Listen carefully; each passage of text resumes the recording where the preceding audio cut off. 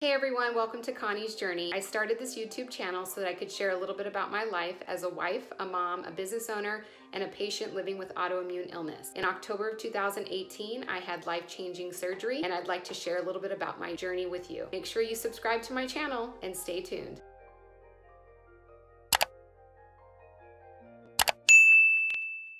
Hi guys, welcome back to Connie's Journey. So today we are going to give you an update.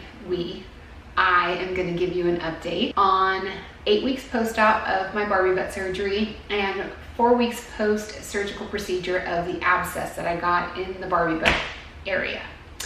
So I feel absolutely amazing. It is unbelievable how much has changed since the time I had surgery till now.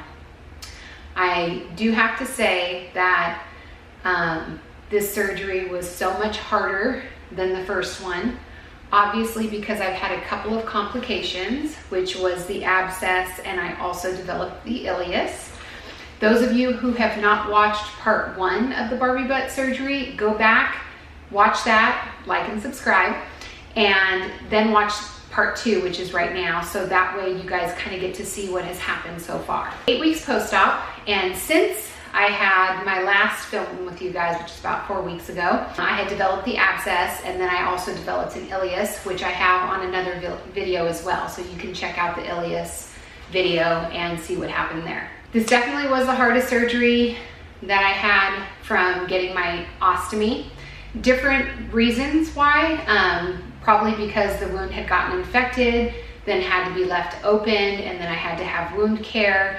And that's not something I had to deal with when I was getting used to my ostomy. When I got my ostomy, I was physically in really bad shape because I was so malnourished.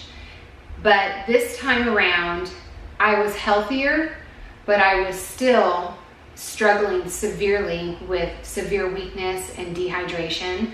When I came home from the hospital, which was after 8 days of being post-op, I couldn't even shower. It was terrible. I would almost pass out while I tried to shower. My heart rate was in the 150s. A lot of times for me, my heart rate will go up to about 120, and that's something that I can handle. I talk fast as it is. I kind of do everything fast, which makes me a little bit short of breath. A 120 heart rate for me is not that big of a deal, but when I get into the 150s, then I'm like panting. Then I'm like, oh my gosh, I feel like I'm gonna pass out. And I start to feel like I see stars. The physical aspect of it was very challenging for me. I try to make sure that I intook a lot of protein because protein is supposed to help with healing, and rest as much as possible. Had to stay laying flat constantly.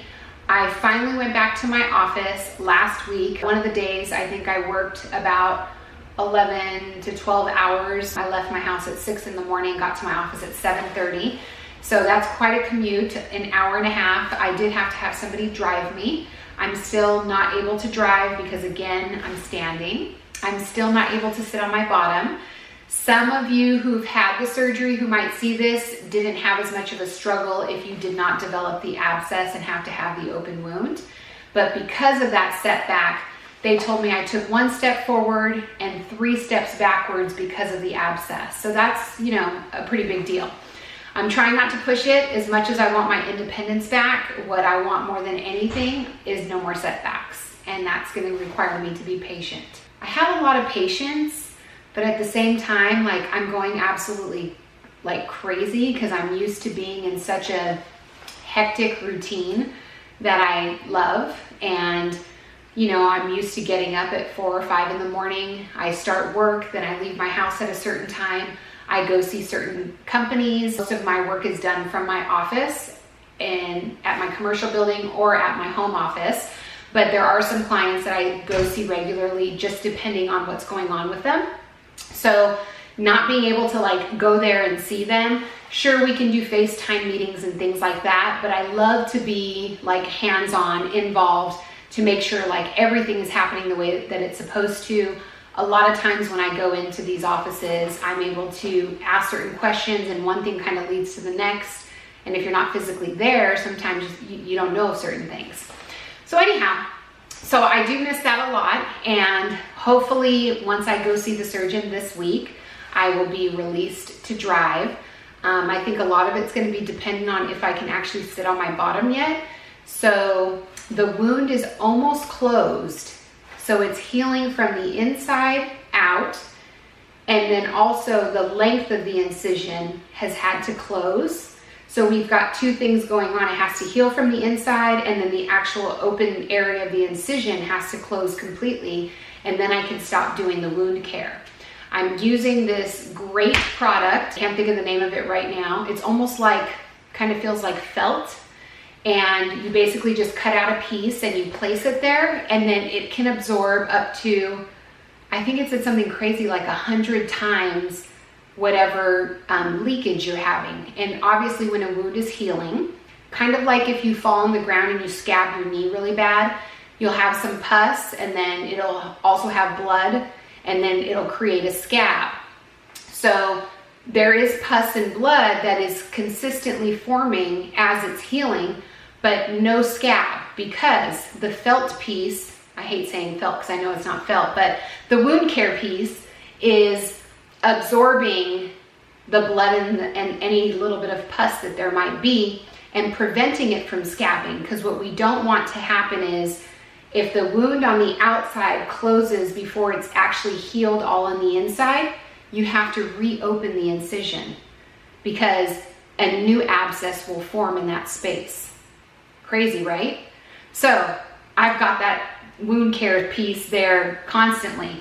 I change it in the morning every day because again, it can absorb up to a ridiculous amount of leakage, but I have a very small amount that's leaking. So I end up doing it in the morning, and if by the evening for some reason I feel like it's maybe getting saturated, then I'll shower and I'll change it again. But for the most part, it's healing beautifully. Hopefully the doctor agrees. You never know when you're going to go in for a checkup. I am going in for a gynecologist appointment as well because I've been feeling some pressure, and I don't know if it's surgery related or if something's going on. And I do kind of see something, but I'm not too sure. And so I'm just not sure. So I'm going to get that checked out also this week. So I have a couple of big appointments coming up, and hopefully not longer than 2 more weeks, I will be driving again. So I just wanted you guys to be updated that the Barbie butt surgery for me was definitely harder than the first surgery when I just got the ostomy. So I was told that that was possibly going to be the case, and so I was prepared for that, but I was thinking nothing can be worse than the recovery from the ostomy surgery because I thought I was going to die. You know, I could barely even walk to the bathroom. Well, that was the same exact result with the Barbie butt surgery, and I thought because I was healthier and stronger, it would go differently, but it was not the case. So I know that some people have reached out to me who just had the surgery. They feel the same way, that it does feel like it's harder than the first surgery. So just hang in there because I am night and day from where I was when I first got the surgery 8 weeks ago. And I'm pretty excited to get to the 12-week mark because I have a feeling that that's going to be my turning point, and I should fully be driving by then. So I'm going to get my independence back. All right, guys, thanks so much for tuning in, and I'll keep you guys posted. Have a great day.